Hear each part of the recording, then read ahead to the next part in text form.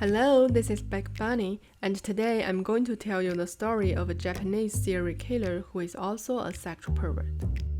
I wanted to watch a face in agony, he said.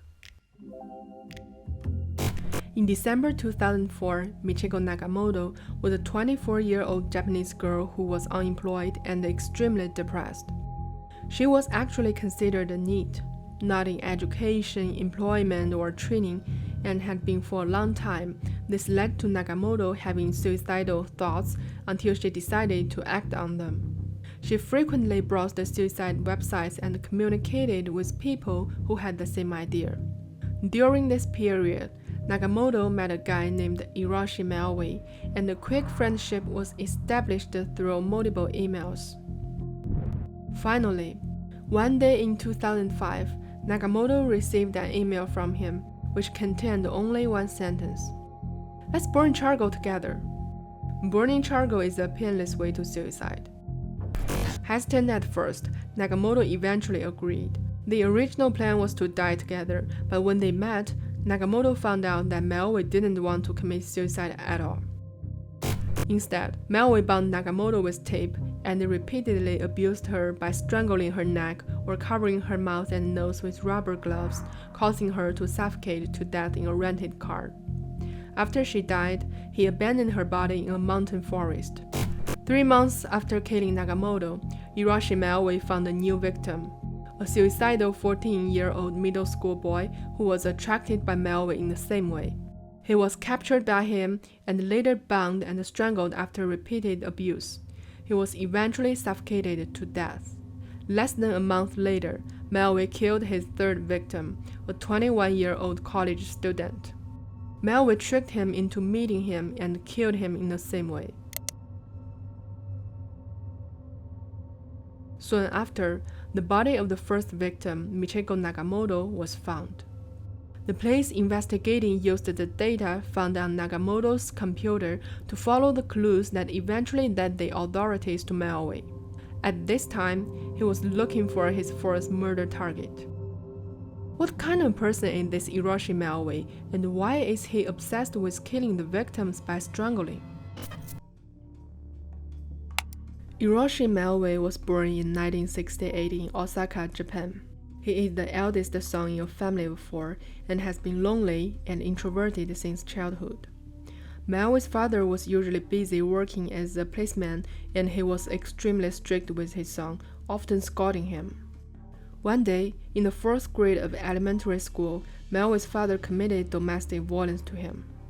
His father pushed Maoi to the ground, got on top of him, and strangled his neck, almost causing him to suffocate to death. His father's violence seems to have had some strange effect on Maoi. It seems the apple didn't fall far from the tree in the worst way possible. When he was in the 5th grade of elementary school, he started reading crime novels by celebrity author Edogawa Rambo. The plots of serial killers suffocating their victim and the illustrations included in these books deeply touched him. He felt a strange excitement, almost bordering on pleasure. Maoi began to imitate some of the stuff he read about. He selected some children of the same age or younger ones that lived near his house and covered their mouths and nose with a towel soaked in medicine to obtain a strong sense of pleasure. This behavior continued until he graduated from high school, and as many as 50 people were injured. All this information saw the light until Maoi was arrested and his story was picked by the news. His life in college wasn't any better. His grades were very bad and he went through a suspension. Not long after coming back to school, Maoi went back to his old habits. He attacked a male classmate and strangled him by choking his neck. As for why he chose the classmate, a strange reason emerged here. It was reported that because this male classmate was wearing a pair of white socks. Why was he captivated by white socks? We will explain this later. But since then, Maoi began to show a great interest in them.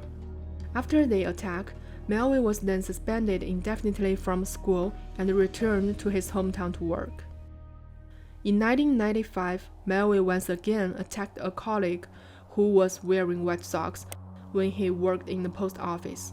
To make the incident go away and protect his son, Melway's father allegedly paid a compensation of about 10 million yen. After a few years of keeping a low profile, in 2001, Melway struck again. Within 3 months, he had attacked 2 different bystanders on the street and tried to suffocate them to death.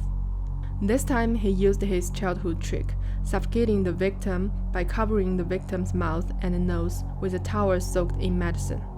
After being arrested, Melway was sentenced to 1 year in prison with 3 years probation. After getting out in 2002, Melway attacked a male middle school student again. This time he was sentenced to 10 more months in prison. After being released from prison, Melway was silent for a while, but the urges were still there. This time, Melway changed his strategy and came up with a brilliant idea. He used suicide websites to lure vulnerable people in the name of a mass suicide. This way, he started meeting his first victims with fatal results. This is where we get to Michiko Nagamoto, his first murder victim. So, the key question is, where did this desire that motivated Hiroshi Melway to commit such evil crimes again and again came from?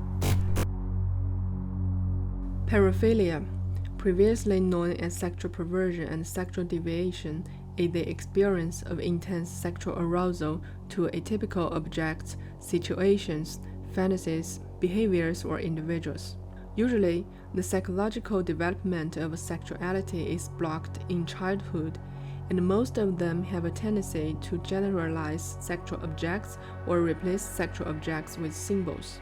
During adolescence, the individual develops a sexual satisfaction behavior of taking a certain object or a part of the human body as the sexual object, and develops paraphilia through a conditioned reflex. Melway's special affinity for suffocation is a typical paraphilia. As mentioned earlier, the way Melway's father treated him was very rough, and once caused Melway to suffocate. Strangely, that choking incidents would deal a significant blow to a child under normal circumstances. However, Melway is an exception. It turned out that in his heart, although his father was violent, he was also very respected by him. When his father was being violent, the psychological defense mechanism allowed Melway to subconsciously rationalize his father's behavior, and by imitating his father's behavior, he kept his father's great image from collapsing. Meanwhile, the novels written by Edogawa Rambo became the fuse that triggered Melway's sexual fetish, which eventually evolved into an uncontrollable desire for violence. So, what's with the White Sox mentioned before? Fetish is a type of paraphilia which refers to an individual's infatuation with non-living objects as a stimulus to arouse sexual fantasies and sexual impulses. The object of infatuation is often something that is in direct contact with the surface of the sexual object, such as hair, shoes, gloves, underwear, stockings, necklaces, etc. Individuals with fetishes are often unable to love an actual complete person, since they are only interested in the objects they wear. Melway's desire for White Sox is also related to his father. Melway worshipped his father but could not get his attention, so this desire evolved into a special taste for things related to his father. As a police officer, his father used to ride a white motorcycle and wear a white helmet to patrol around every day. Therefore, Melway had an unusual interest in white items since he was a child. Melway became interested in the delivery boy's white helmet when he was still in kindergarten, and the elementary school teacher's white shoes also made him feel unprecedented excitement. When Melway was in middle school, the white socks of the female students rekindled his fascination for white personal items. No matter if it was men, women, or children, as long as they wore white socks, Melway would get excited. This kind of fascination turned into a strong sexual desire, and this perverse sexual desire finally made Melway take a harsher course of action. This resulted in him making all of his victims to put on white socks to boost his excitement before he killed them. If the fascination for white socks can only be regarded as a harmless fetish for humans and animals, then the fascination for suffocation is an important factor that laid the foundation of Melville's deadly path. The police found through investigation that at the same time as the crime, Melville also used a camera to film the whole process. This way, he could record the suffering voices of his struggling victims. Apparently, Melville liked to repeatedly watch the tapes of his crimes. After being arrested, he admitted that the motive for his killings was very simple. Seeing people's expressions and hearing their voices during suffocation aroused my inexplicable sexual desire. In 2009, 40-year-old Hiroshi Melville was executed on charges of murdering 3 people. Ironically, he was executed by hanging.